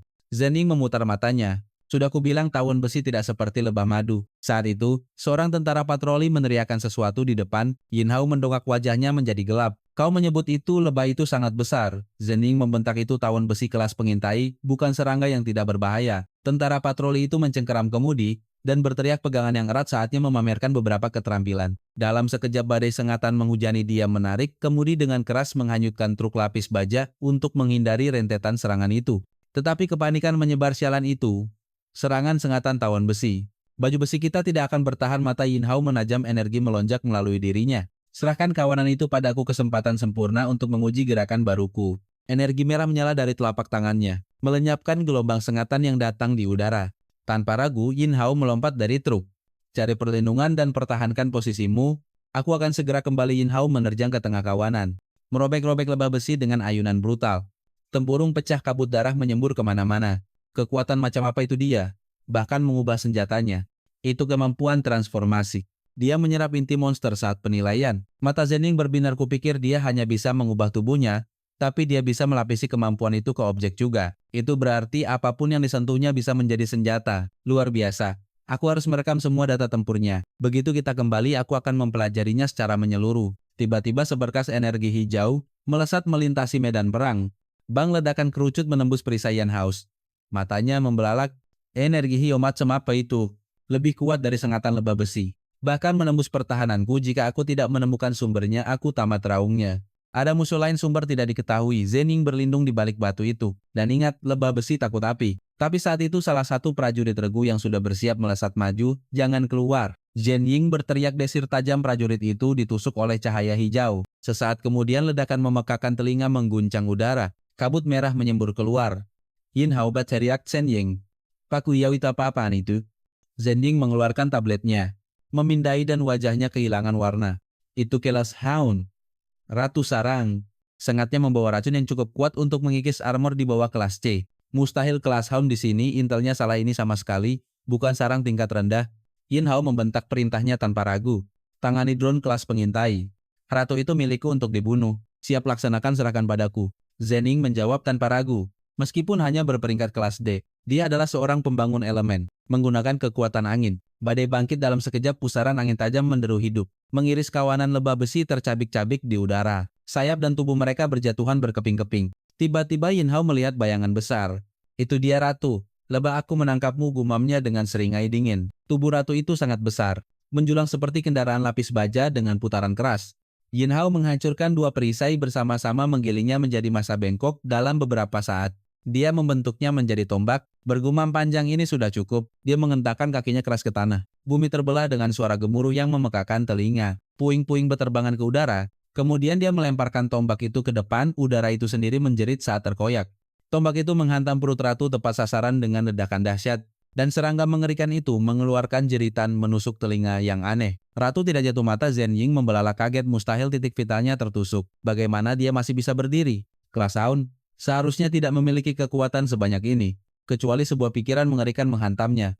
Dia berlari menunggu. Yin Hao berteriak panik. Yin Hao, jangan biarkan dia lolos. Dia hampir berevolusi menjadi kelas dominator, tapi Yin Hao sudah kelelahan. Dengan suara gede keras dia jatuh ke tanah bergumam. Biarkan saja, aku sudah kehabisan tenaga. Dalam hati dia mengutuk tanpa kabut merah untuk mengisi ulang. Aku kosong. Dalam hitungan detik seharusnya menyimpan sebagian untuk ratu. Zhen Ying membungkuk di atasnya dengan seringai menggoda. Hai, apa kau mencoba pura-pura mati? Apa sekarang kau ingin aku memberimu napas buatan? Aku tidak suka anak-anak. Siapa yang kau panggil anak-anak? Gurauan mereka memecah ketegangan sesaat. Zhen Ying kemudian mengeluarkan sebatang cokelat dan menyodorkannya padanya. Makan ini, istirahatlah. Bukan rasa lapar yang membunuhku saat itu. Tentara patroli tiba dengan sisa tim. Bagaimana kalian semua, baik-baik saja? Bersihkan medan perang dan dirikan markas sementara. Ini perlu dilaporkan segera. Zhen Ying sudah mengetik laporan di tabletnya.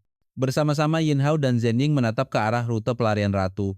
Alatnya menunjukkan konsentrasi kabut merah Hive masih pada tingkat rendah. Berarti mereka bisa masuk dengan pakaian pelindung. Yin Hao mengerutkan kening. Bukankah kita menunggu bala bantuan? Tapi Zhen Ying menggelengkan kepalanya. Ratu itu terluka. Ini adalah kesempatan terbaik kita untuk mengumpulkan data dan menghabisinya. Dan tingkat ancaman Hive sudah meningkat menjadi menengah tinggi. Jika kita berhasil, ini akan menjadi misi baku tembak. Imbalannya akan sangat besar. Sementara itu di markas tanggap khusus, di dalam kantor staf, Komandan Song berbicara dengan suara rendah. Ada perpecahan di antara atasan. Beberapa ingin dia dibina sebagai aset tingkat atas, yang lain para ilmuwan gila itu ingin dia dibedah sebagai spesimen. Dan bagaimana dengan Unik awasi dia? Setiap saat, tiba-tiba kom saluran darurat di sabuk Lin Yongxin mulai berbunyi bip tajam. Komandan Song membentak jawab sekarang. Apa yang kau katakan? Padaku sarang yang dijelajahi regu Yin Hao telah meningkat dari tingkat rendah ke tingkat tinggi. Dan Yin Hao dan Zhen Ying sudah masuk itu, gegabah Komandan Song, menyela dengan lebih tenang, tapi tegas tidak gadis itu Zhen Ying. Dia mungkin terlihat ceroboh, tapi dia teliti. Dia tidak akan mengambil risiko buta. Ada sesuatu yang lain yang terjadi di sini? Kerahkan regu Cisua terdekat segera. Song Rui akan memimpin tujuan utama. Amankan keselamatan Zhen Ying dan Yin Hao. Tumpah sarang itu sebagai tujuan sekunder. Saat itu, Lin Yongji tiba-tiba mendorong pintu hingga terbuka. Lin Yongxin tertegun melihat Yongji. Bukankah seharusnya kau di rumah sakit? Komandan Song berkata dengan datar. Yongxin, aku ingin adikmu terus membayangi Song Rui. Ada keberatan, Lin Yongji? Segera lapor pada Kapten Song Rui dan bertugas sebagai ajudannya. Itu perintah. Baru saat itulah Lin Yongxin menyadari. Jadi, kaulah yang menempatkannya di sisinya. Sebelum Komandan Song melambaikan tangan tanpa penjelasan lebih lanjut, pikirannya terasa berat. Song Rui, aku tidak tahu kenapa Yin Hao begitu penting bagimu, tapi sebagai ayahmu, hanya ini yang bisa kulakukan untukmu. Sementara itu, Yin Hao dan Jin Ying sudah mencapai sarang. Hanya anggota Cishuai seperti mereka yang dilengkapi dengan pakaian tempur yang cukup kuat untuk menahan kabut merah. Semoga semuanya berjalan lancar. Zhen Ying terus menatap detektornya, mengerutkan kening. Pembacaan energinya belum banyak berubah, tapi jika ratu itu benar-benar berevolusi menjadi kelas dominator, tingkat kesulitan sarang akan meroket. Yin Hao yang berjalan di depan tiba-tiba berhenti. Suaranya merendah, berhenti. Di depan, ada sosok besar yang menjulang. Ratu Jarum Venom berlapis besi yang bermutasi. Dilihat dari ukurannya dan sengat mengerikan di ekornya. Ia sudah naik ke kelas dominator. Evolusinya selesai. Mata Zhen Ying membelalak tak perkaya. Mustahil. Kabut merah di sini tidak cukup pekat untuk evolusi secepat ini. Lebih buruk lagi. Bahkan lebah Venom kelas Scout di sekitar mereka jelas-jelas menjadi lebih kuat. Dia menatap analisanya. Kepanikan menyebar di wajahnya. Tidak. Level kabut merah di sini sudah lama melebihi ambang batas bahaya. Kenapa sistem tidak memicu alarm? Sebelum dia bisa berkata lebih banyak, Zhen Ying tiba-tiba ambruk ke tanah, batuk dengan keras. Darah menetes dari sudut bibirnya. Namun, dia memaksakan diri di antara napasnya. Ada mata-mata di dalam Cishui. Seseorang merusak pakaian kita. Perlindungan terhadap kabut merah gagal. Pada saat itu, kabut merah tua melonjak, mengembun menjadi aliran seperti bila yang menebas ke arah mereka. Mata Yin Hao mengeras. Dia menarik Zhen Ying dan meraung, mundur. Pada saat yang sama, Yin Hao merasakan gelombang kegembiraan. Dia khawatir kehabisan kabut merah. Dan sekarang kabut itu praktis mengantarkan dirinya sendiri. Tapi sebelum yang lain, dia menangani masalah yang paling penting. Mengamankan Zhen Ying. Dalam hujan seperti ini, dia tidak bisa bertarung jika dia tidak terlindungi. Mereka menyelinap ke dalam gua tersembunyi. Yin Hao berbisik, bersembunyi di sini. Tempat ini tersembunyi dan berventilasi. Kau seharusnya bisa bertahan untuk sementara waktu. Gining hubungi markas sekarang. Siapkan bala bantuan dengan pakaian pelindung. Aku akan mengulur waktu dan menahan mereka. Gening menegakkan bahunya. Serahkan padaku. Aku akan segera mengunggah data sarang dan status terkini. Saat Yin Hao bersiap untuk berlari keluar dan mengalihkan perhatian tawon berbisa itu, Zhen Ying tiba-tiba memanggilnya, "Hei, kalau kau tidak kembali, akan kuseret sendiri kau ke neraka." Pandangan Yin Hao mantap dan percaya diri. Jangan khawatir, aku akan kembali. Aku sudah mendapatkan kekuatan yang cukup untuk melindungi orang-orang yang berarti. Dia berjanji dalam hati. Dia telah berjanji pada Xiao Su, tidak ada menyerah, tidak ada mundur. Lalu memadatkan bola energi merah menyala di telapak tangannya. Dia menghadapi Ratu Venom lapis baja mutan kelas dominator dan beberapa tawon kelas Scout, lalu menggeram, "Ayolah, aku tidak boleh gagal." Yin Hao mendongak, langit dipenuhi kawanan. Tawon besi memenuhi udara seperti badai yang hidup. Dia menghitung cepat, meriam energi kumbang kelas dominator. Aku hanya bisa menembak sekali. Aku tidak boleh meleset. Dia menarik napas dalam-dalam. Mengumpulkan setiap ons kabut merah ke telapak tangannya. Fokus, padatkan, dan ledakan. Semburat merah, kilatan membutakan meletus. Ledakan itu merobek udara, bergema seperti guntur. Saat debu akhirnya mengendap, Yin Hao berlutut, terengah-engah. Tidak yakin apakah dia berhasil, tetapi saat asap menghilang, wajahnya muram, merahnya meleset. "Kau pasti bercanda." Dia mendongak. Jumlah tawon besi tidak berkurang, malah bertambah banyak. Mereka lebih kuat dan jumlahnya lebih banyak. Zhen Ying tidak ragu. Dia merobek penganalisisnya, jari-jarinya menari di atas sirkuit. Beres. Ini seharusnya memberikan pembacaan yang akurat sekarang. Sedetik kemudian perangkat itu menjerit peringatan. Peringatan. Konsentrasi kabut merah kritis. Level saat ini 2 kali lipat batas aman. Tiba-tiba, ledakan memekakan telinga meletus di luar gua. Gelombang kejut hampir menjatuhkan Zhen Ying. Jantungnya berdebar. Apa? Ledakan itu mengaduk kabut merah lebih banyak lagi. Turbulensi berubah menjadi katalis, memberi makan kawanan. Bahkan tawon besi kelas kau terendah dengan cepat berevolusi menjadi monster kelas Hound, dikelilingi oleh badai predator yang berkembang. Yin Hao hanya bisa menghindar dan menenun. Sial, semakin aku bertarung, semakin banyak mereka dan mereka semakin kuat. Seekor tawon kelas Hound menukik ke arahnya. Sengat berbisanya menghantam kakinya. Rasa sakit membakar dirinya. Bahkan di udara merah pekat, tingkat penyerapannya tidak bisa mengimbangi. Dan oh bagus, aku akan kehabisan tenaga sebelum mereka. Jantung Zhen Ying berdebar kencang di dadanya. Yin Hao, bisakah kau masih bertahan? Tiba-tiba matanya membelalak ngeri. Tunggu, lehermu, pola itu korosi kabut merah. Pakaianmu telah dirusak. Penganalisis terus berbunyi bip seperti orang gila. Lampu berkedip merah saat pembacaan naik semakin tinggi. Zhen Ying membeku, kesadaran menghantamnya seperti pukulan. Tidak, kabut itu menggerogotinya. Dia akan kehilangan kendali. Dalam sekejap berikutnya Zhen Ying memutar tangannya, mengumpulkan tekanan udara hingga bola angin berputar terbentuk di antara telapak tangannya. Aku harus meniup kabut merah menjauh darinya. Tekanan angin menembak, wush-wush, serangkaian cangkang angin menjerit di udara, memotong lurus ke arah Yin Hao. Sekarang, dia berteriak, membanting tangannya ke detonator. Ledakan dahsyat meletus, kabut merah tersebar seperti kain robek. Yin Hao berkedip tak percaya. Oh, sempurna, terima kasih banyak jenius.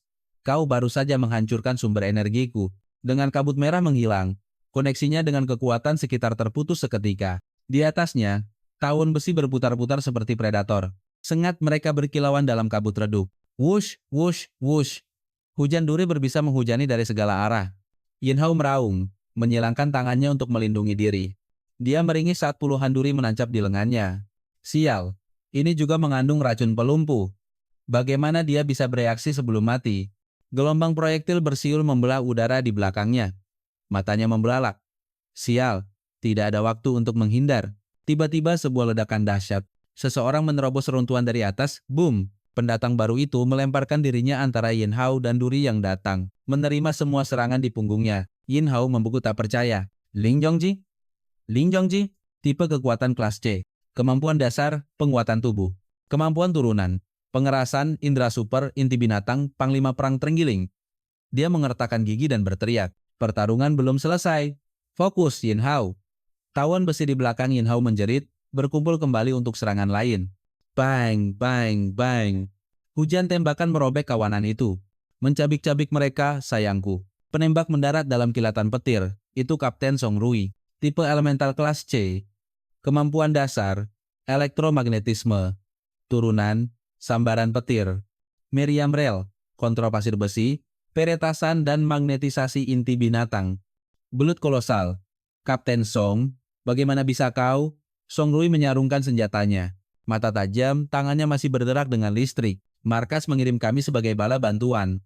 Semua unit, maju. Perintah Song Rui menggelegar seperti guntur. Musnahkan semua serangga terkutuk itu. Pasukannya bergerak seketika, membentuk formasi sempurna. Tim Alpha, naikkan suhu. Bakar pintu inti itu. Tim Bravo, tekan jarak menengah, potong sayap mereka. Dia memerintahkan. Lin Yongji, Yin Hao, mundur dan berkumpul kembali. Siap, Kapten. Jauh di dalam sarang, sang ratu mengangkat tubuhnya. Perutnya berdenyut dengan cahaya menakutkan saat energi beracun berkumpul di ujung sengatnya. Apa-apaan secepat itu?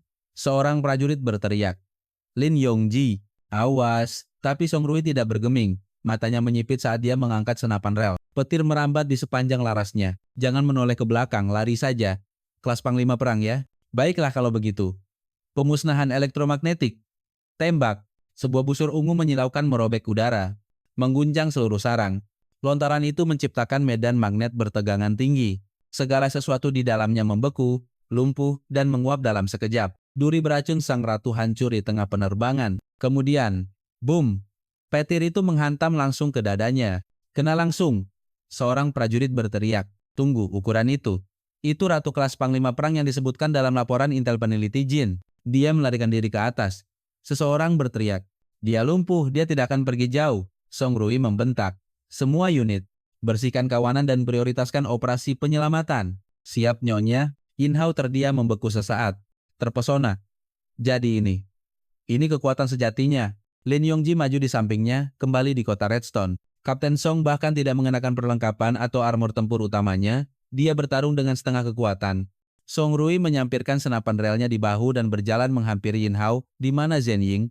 Yin Hao menuju ke arah terowongan terdekat. Di sana, suara Zhen Ying terdengar melalui comms. Song Rui, 10 menit lagi, dan kau akan menyeretku keluar dalam keadaan tak bernyawa. Song Rui menyeringai. Nona Jin selamat lagi. Kau berutang makan malam padaku, dan jangan kira aku lupa tagihan penyelamatan terakhir, Kapten. Seorang prajurit bertanya, tujuan utama diamankan. Apa perintahmu sekarang? Musnahkan gerombolan itu. Ratakan sarang ini sepenuhnya. Saat yang lain berkumpul kembali, Yin Hao diam-diam mulai menyerap kabut merah yang tersisa untuk mengisi ulang intinya. Serangan terakhir itu bahkan tidak membunuhnya, gumamnya pada dirinya sendiri. Sepertinya aku harus mencoba lagi. Dia menghela napas perlahan. Baiklah, energi pulih. Lalu, boom, boom, boom. Serangkaian ledakan dahsyat mengguncang sarang. Apa-apaan itu? Sang ratu melayang di udara, menarik setiap gumpalan kabut merah di sarang langsung ke tubuhnya. Mustahil, dia baru saja mencapai kelas panglima perang, dia mencoba berevolusi lagi. Wajah Zhen Ying memucat saat pembacaan melonjak. Bahaya, bahaya.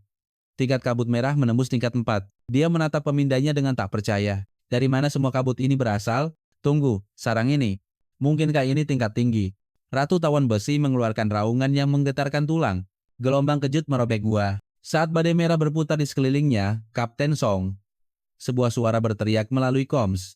Kita kedatangan banyak gerombolan kelas Hound dari belakang. Tangani gerombolan itu. Yin Hao membentak, mata terpaku pada sang ratu. Aku akan mengalahkannya sendiri. Yin Hao, sial. Mata Song Rui berkilat saat dia berteriak. Semua unit, lindungi dia. Tembakan penekan sekarang. Roger. Sebuah tembakan terisi melengkung di udara. Menghantam Ratu Tawon Besi. Song Rui menggertakkan giginya. Kita ikut di sini, atau kita semua mati di sini. Yin Hao melesat masuk seperti seberkas cahaya merah darah. Energi melonjak di seluruh kulitnya, dia menyerang lagi dan lagi. Cakar menghantam armor sang ratu dalam kabut amarah.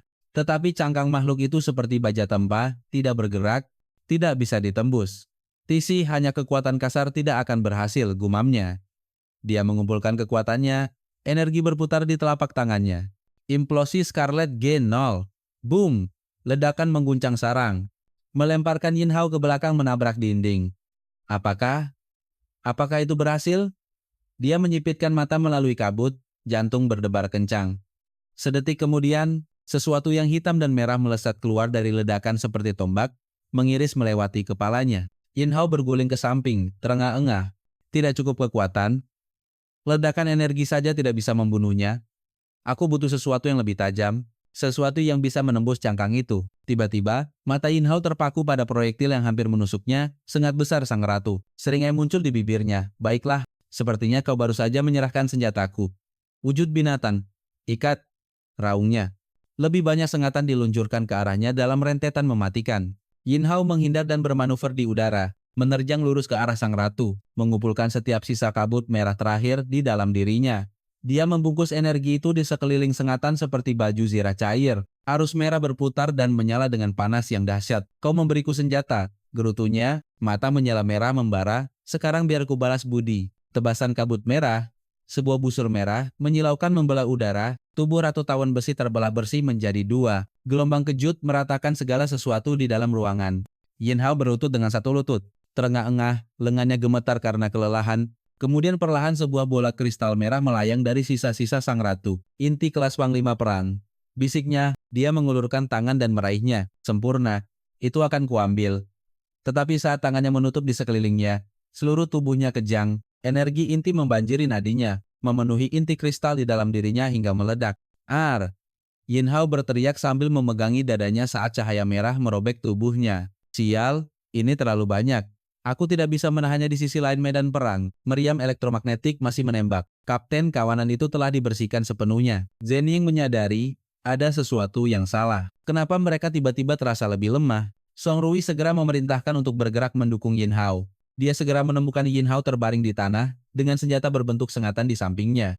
Ekspresi Song Rui berubah. Yin Hao, Zhen Ying sedang memeriksa kondisinya. Detak jantung terlalu cepat. Sinyal saraf tidak stabil. Melihat ekspresi kesakitan Yin Hao, dia berkata dia telah terpapar terlalu banyak kabut merah, sehingga dia mungkin kehilangan kendali. Song Rui jelas khawatir. Memerintahkan Lin Yongji, gunakan pot medis bergerak untuk memblokir sinyal sarafnya. Mereka tidak punya pilihan selain mendirikan perkemahan sementara di lokasi. Seorang prajurit patroli bertanya, "Letnan, apakah Yin Hao akan baik-baik saja?" Lin Yongji menjawab, "Dia stabil untuk saat ini." Song Rui menambahkan, "Zhen Ying, kau adalah petugas teknologi. Sesuaikan dan pantau parameter pot medis." Zhen Ying menjawab, "Siap." Pot medis mulai bekerja dan anestesi disuntikan ke dalam ruangan. Zhen Ying menatap Song Rui. "Ini hanya akan menekannya sementara. Kita perlu kembali ke markas secepat mungkin." Song Rui menjawab, "Dimengerti." Tak satu pun dari mereka tahu bahwa di dalam tubuh Yin Hao, sebuah pertempuran tak terlihat sedang terjadi. Diri gelapnya mengangkatnya dan berkata, "Berikan aku tubuhmu, Rengkula bestifikasi." Yan Hao tiba-tiba memikirkan orang tuanya dan saudara perempuannya. "Maafkan aku ibu. Ayah, Xiao Shu, semuanya sudah berakhir." Dia merasa bahwa dia akan mati. Versi gelap dirinya terlalu kuat sehingga dia tidak bisa menang. Tiba-tiba dia seolah melihat orang tuanya lagi. "Bertahanlah anakku, kau harus hidup." Lalu terdengar suara saudara perempuannya. "Kau harus kembali dengan selamat." "Ya, Xiao Su masih menunggunya. Pertempuran belum berakhir." "Fokus Yin Hao, kau bisa melakukannya. Aku tidak akan membiarkanmu menyerah seperti ini." Semua orang menunggunya, dia harus mencari Xiao Su. Dia harus melindungi orang-orang yang ingin dia lindungi. Dia tidak boleh tumbang di sini. Dengan tekad yang membara dia membalas sosok gelapnya. Rantai yang tak terhitung jumlahnya muncul dan mengikat inversi hitam dirinya. Yin Hao menunjuknya dan berkata pelan, "Ini bukan hanya tanggung jawabku, ini juga tanggung jawabmu." Dia menunduk menatap inti berbentuk salib merah di dadanya, terengah-engah. "Jadi inilah harganya, harga untuk menjadi lebih kuat." Setiap terobosan terasa seperti menari di tepi jurang. "Tidak. Kenapa? Kenapa aku tidak bisa membuka mataku? Kenapa aku tidak bisa menggerakkan tubuhku?" Saat itu Song Rui dan timnya sedang dalam perjalanan kembali, tetapi mereka terjebak dalam badai pasir besar. Badai itu terlalu kuat untuk melihat jalan di depan. Bergerak maju lebih jauh akan terlalu berbahaya. "Kapten Song, ada reruntuhan kota tua sekitar 3 kilometer di depan. Haruskah kita berlindung di sana?" "Zhen Ying, bagaimana kondisi Yan?" "Tanda-tanda vitalnya stabil untuk saat ini." Tetapi dia masih belum sadar. Zhen Ying mengerutkan kening, masih tidak bisa memahaminya. Song Rui memberi perintah langsung. Lin Yongji arahkan ke reruntuhan. "Beritahu kendaraan di belakang untuk tetap dekat." Konvoi dengan cepat mencapai reruntuhan. Semua orang keluar dan istirahat. Tiba-tiba Song Rui menjadi waspada. "Zhen Ying, ada yang terasa tidak beres di sini. Pindai area ini, periksa stabilitas struktural, baca konsentrasi mis dan sumber panas apapun." "Siap, Bu." "Lindungi Yin Hao, itu prioritas utama kita dari markas." "Mengerti?" Insting Song Rui benar. Beberapa musuh bersembunyi di balik bayangan, mengawasi mereka. Detik berikutnya panah beracun yang tak terhitung jumlahnya melesat keluar dari reruntuhan ke arah tim. Lin Yongji segera mengeraskan lengannya dan berteriak, "Serangan musuh! Bel Lindung!" Zhen Ying melihat panah berasap itu dan menjadi pucat. Anak panah itu dilapisi dengan cairan racun tawon. Song Rui dengan cepat memerintahkan semua orang untuk berpencar. Tidak menyadari bahwa sebuah batu besar jatuh di atasnya. Dia menghindar tepat waktu. Boom! Batu itu menghantam tanah mengirim debu ke udara. "Kapten Song, seseorang berteriak." Song Rai bergegas maju. Menerjang keluar dari tempat perlindungan saat puing-puing berjatuhan, Lin Yongji bergerak di depan Zhen Ying. "Zhen Ying, awasi batu yang berjatuhan. Jangan biarkan mereka lolos. Ambil semua yang mereka punya." Salah satu penyergap berteriak. Beberapa botol bir dilemparkan ke arah mereka. "Coba ini dulu." Crash. Botol itu pecah melepaskan jejak gas hijau. "Apa itu?" Song Rui berteriak. "Tidak, itu gas dari cairan tubuh monster kelas Panglima Perang. Itu memiliki efek melumpuhkan." Penyergap melihat ini dan mulai tertawa. Seorang pria bermata satu menerjang ke arah Song Rui berteriak, "Haha, gadis kecil, serahkan semua barang berhargamu." "Enya." Song Rui membentak menendang dengan keras. Pria bermata satu itu terbang kembali, bahkan lebih cepat dari sebelumnya menabrak tanah dengan keras. Detik berikutnya sebuah tombak besar melesat lurus ke arah pot medis. Song Rui jatuh ke tanah menggertakkan giginya. "Sialan, tubuhku lumpuh." "Kaitkan, tarik." Salah satu dari mereka berteriak. "Pasti ada sesuatu yang berharga di dalam kotak logam ini." Wajah Zhen Ying berubah. "Jangan sentuh dia!" teriaknya. Sesaat kemudian, sebuah anak panah menembus betisnya. Para penyerang mengambil apapun yang bisa mereka dapatkan dan segera melarikan diri, sementara Zhen Ying hanya bisa melihat tanpa daya. Sementara itu, sesuatu yang aneh sedang terjadi di dalam tubuh Yin Hao.